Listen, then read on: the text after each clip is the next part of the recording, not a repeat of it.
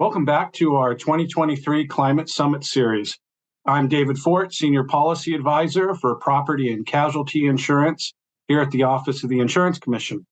Today, we're fortunate to have with us Guy Gifford from Washington State's Department of Natural Resources. Guy is the Assistant Division Manager for our Community Resilience Program. Guy, thanks for joining us today. Thank you, David. Today, I'm going to share with you guys kind of how DNR, we engage communities in wildfire preparedness. And there's a couple objectives I'm hoping you guys know. How we target individuals and get them engaged through a social marketing program that we've developed called Wildfire Ready Neighbors, and also look at how we engage communities in preparing for wildfire using what we call our micro grant program. A couple things, just make sure everyone understands what we mean by social marketing. This isn't social media, Facebook. Social marketing is a science to get people to change their behavior. It's taking commercial marketing, which is get us to buy something, and social science to influence us to change our behavior. And this process allowed us, when we developed this, to decide which people we wanted to work with. What behavior were we trying to influence with our audience? How we're going to go about it, and how to measure it. And one of the things when we started figuring this out, how to engage individuals, we had to decide who are we going to work with? It was homeowners and landowners. It was renters. It was really people living in what we call the wildland urban interface, where we have those fuels that can burn near structures. And the other key thing is we're just going to focus on adults. This wasn't going to be a children's program, but it's an adult program influencing adults only. And one of the things is, what behavior were we trying to influence? What action did we want these people to take with this program? The key thing we wanted them to do was request a wildfire-ready home visit. We wanted an expert to come out there and visit landowners to influence them of how to protect their home from wildfire, to influence them to take an action like thinning and limbing trees, removing flammable plants around the structures and flammable materials, replacing plants with fire-resistant plants, as well as looking at other actions to prevent embers from getting in their homes and starting their home on fire. One of the things, how do we go about it? We had to first identify why people weren't doing this already. And what we found out through the surveys was, one, some people said, I can't do the work. I don't know what to do. It costs too much, or I don't have time. So we identify the barriers, and we did find solutions for them. But first thing we had to go about it was, the key thing we decided to do with all that was, again, we wanted to assess land. We wanted to do a wildfire-ready home visit, or what we call a forest health consultation. That's getting that wildfire expert or that forest expert out to these landowners to give them advice. And one thing they got out there, they could break down those barriers. One of those barriers was they physically can't do the work. A lot of people thought you had to run a chainsaw to do a lot of the work, which is a barrier for a lot of people.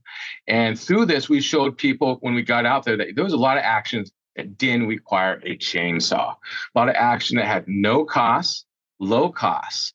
And then we talked about programs out there to incentivize them to do those high cost items to do that. So those couple of things we did when we how to go about it is we actually have to find those no cost things, those break down those barriers for people to actually engage and take action.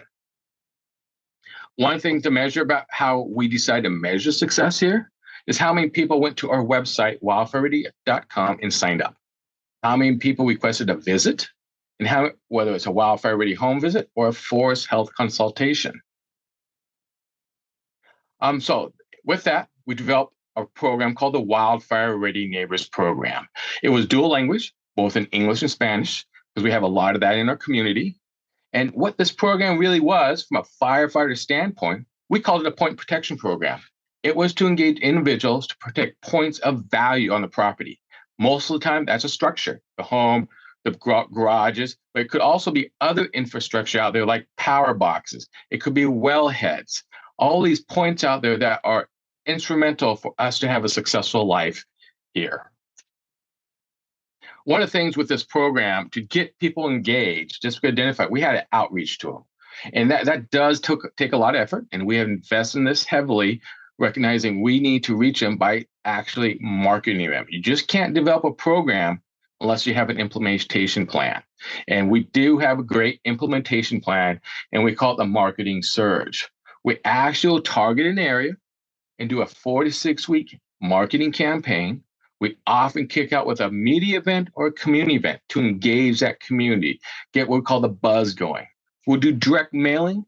We'll actually do social media ads like Google and Facebook, radio, print, and TV to get people engaged, to get them to go to the website, wildfireready.com, to request an expert to come to the property. And the key thing with that expert visit, no cost. So we have that barrier of cost. You can request a free visit from a firefighter to help you. Now, the cost can seem expensive. We do put this investment in of spending for this marketing surge. It often costs us $20,000 to $30,000 just for the marketing. That doesn't include staff time, but a lot of us, that's our job to help people do this. So we all saw this as a great thing because it helped us do our job and help people protect their home from wildfire. This is just an example of one of our kickoff events in Chelan County. We call it the Union Valley. We had a community event to get the community engaged and to use them as a leverage, as a resource to share everyone else what's going on in their community to get engaged, because we want to be neighbors. This is in Spokane County. When we did a media campaign, or actually a press conference, we generated over 43 extra news stories to create that buzz, that excitement in the community, to get people to call us, to go to the website, to request that visit. Results. People always wondering about results.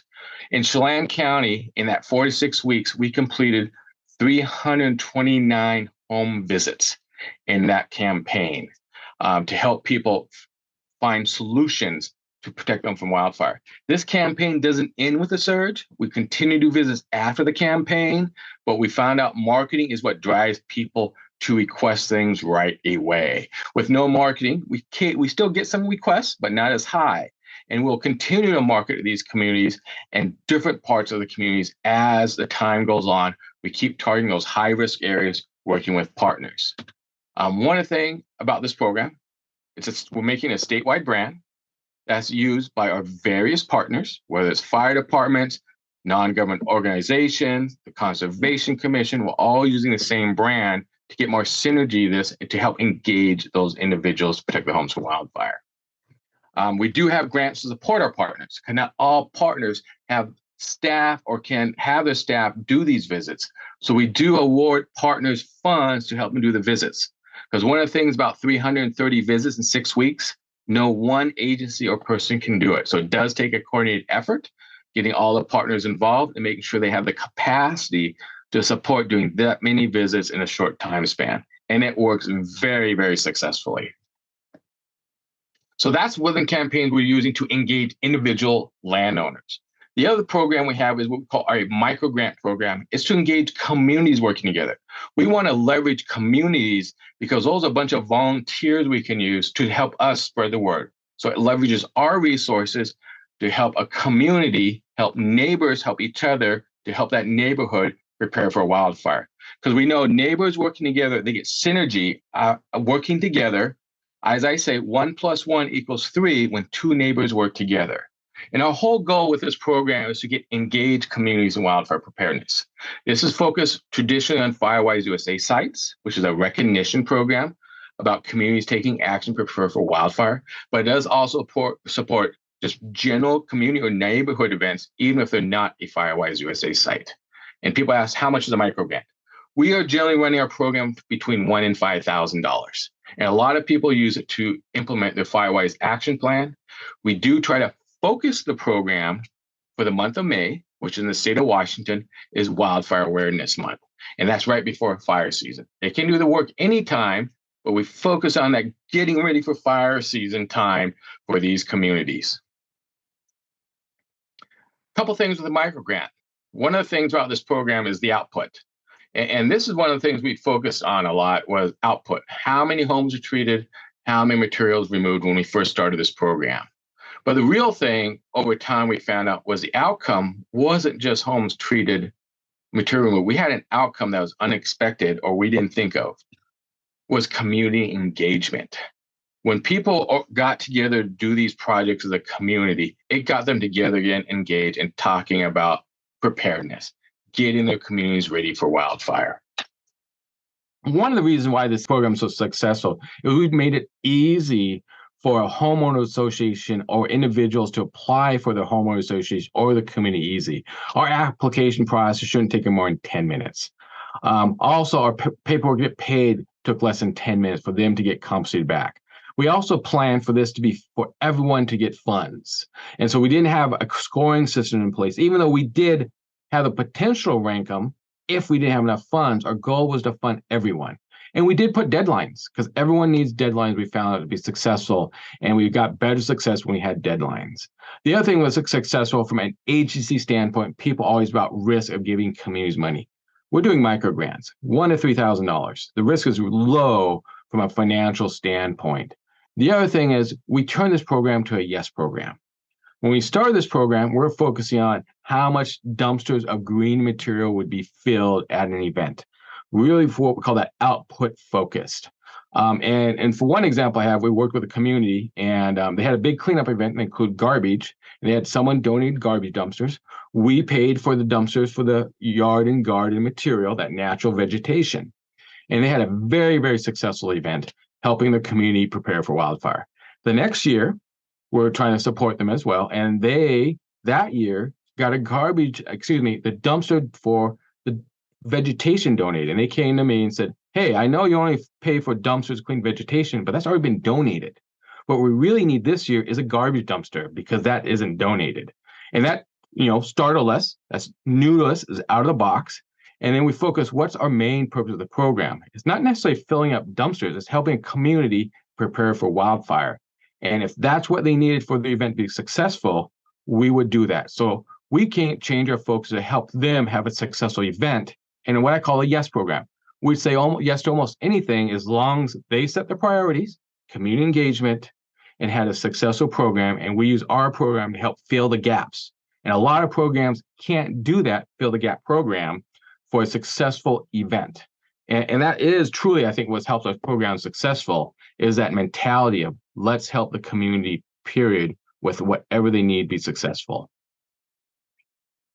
So one of the things, just some numbers on our micro grant program in the spring of 23, we actually had 82 communities participate, paid out about $250,000 statewide.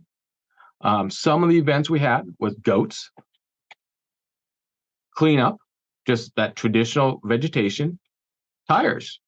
That's what one community really wanted to focus on that year because they actually filled up a full semi of tires. And from a firefighter standpoint, we can tell you tires are bad in a wildfire. All that smoke, all that caustic gases. And that was a great event they had.